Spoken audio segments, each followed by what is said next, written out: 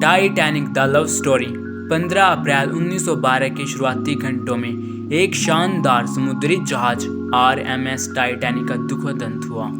जहाज पर 2200 से अधिक यात्री और चालक दल सवार थे। प्रत्येक के अपने सपने और कहानियां थी। उनमें से दो आत्माएं एक ऐसी यात्रा पर निकलने वाली थी जो उनके जीवन को हमेशा के लिए बदल देगी। रोज डेविड बुकेटर, एक युवा जीवंत सोशलाइट, अपने अमीर मंगेतर कैल होकले और अपनी नियंत्रित मां रुथ के साथ टाइटैनिक पर सवार हुई। अपने विलासितापूर्ण परिवेश के बावजूद रोज को प्यार और स्वतंत्रता से रहित जीवन में फंसा हुआ महसूस हुआ। एक दरिंदर कलाकार और स्वतंत्र आत्मा जैक डॉसन ने पोकर गेम में टाइटैनिक का टिकट जीता। जीवन के प्रति उनका सकारात्मक उत्साह और कला के प्रति प्रेम उन्हें अपने आसपास के विशेषाधिकार प्राप्त यात्रियों से अलग करता था। भाग्य ने रोज और जैक को एक साथ ला दिया। जब आत्महत्या के बारे में सोच रही रोज को जैक ने जहाज के स्टर्न पर बचा लिया।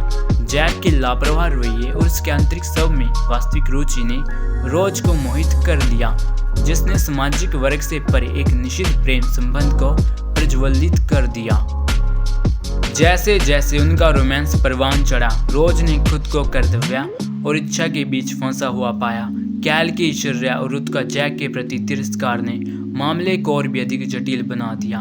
बाधाओं के बावजूद टाइटैनिक की समृद्धि के बीच एक दूसरे की बाहों में सांत्वना पाते हुए रोज और जैक का प्यार पनपता रहा।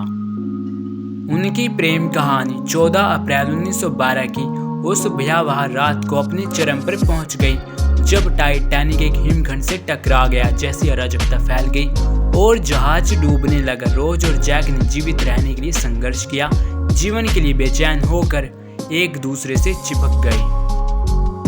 दिल दहला देने वाले चरमोत्कर्ष में जैक रोज को बचाने के लिए खुद को बलिदान कर देता है और उससे पूर्ण जीवन जीने और अपने सपनों को पूरा करने का आग्रह करता है। रोज बच जाती है, लेकिन उसका दिल जैक के पास रहता है, जिसे वह कभी नहीं भूलती। दशकों बाद एक बुजुर्ग रोज ने टाइटैनिक के शौकीनों के एक समूह को अपनी कहानी सुनाते हुए खुलासा किया कि उसने एक अनमोल हीरा हार्ट ऑफ द ओशन रखा था, जो कभी कैल का हुआ करता था और उसकी याद में उसने उसे समुद्र में गिरा दिया। प्रिया जैक, टाइटैनिक पर सवार रोज और जैक के प्रेम की कहानी मानव आत्मा के लचीलेपन और सम्या और त्रासदी से परे प्रेम की स्थायी शक्ति की एक मार्मिक याद के रूप में कायम है।